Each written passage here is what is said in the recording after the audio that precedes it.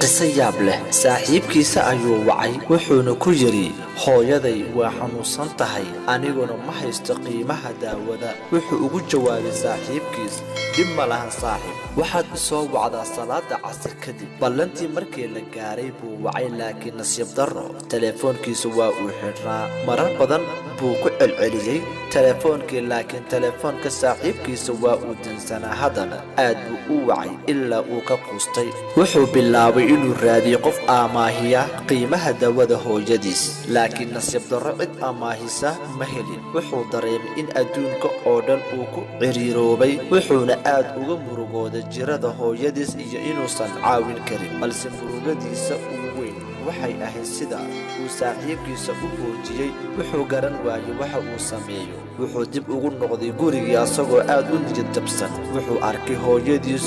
oo huruda oo nasiibyo wejigeeda ka muuqda oo ay ag taalo bac ay daawo ku jirto farxad iyo amakaag baa kala jiirtay wuxuu u tegay walaashiis wuxuuna weydiiyey qofka daawada keenay waxay ku tiri saaxiibkaaga ayaa yimid asagaana soo keenay daawada wax yar ka hor ayuuna halkan ka tegay farxad buu la qoslay ilmo ayaana indhihiisa ku soo istaagay gurigii ayuu ka soo orday asagoo raadinaya saaxiibkiis ilaa uu ka arkay wuxuu ku yiri waan ku soo wacayay ilaa galabtii telefoonkaagana waa xirnaa maxaa kugu dhacay saaxiibkiisa ayaa ugu jawaabay waan iibiyey telefoonkaygii waxaana lacagtiisa ku soo gaday daawada hooyo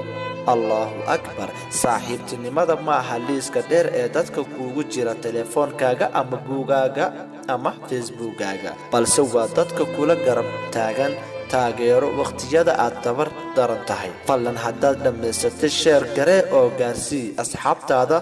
soo qor Allahu Akbar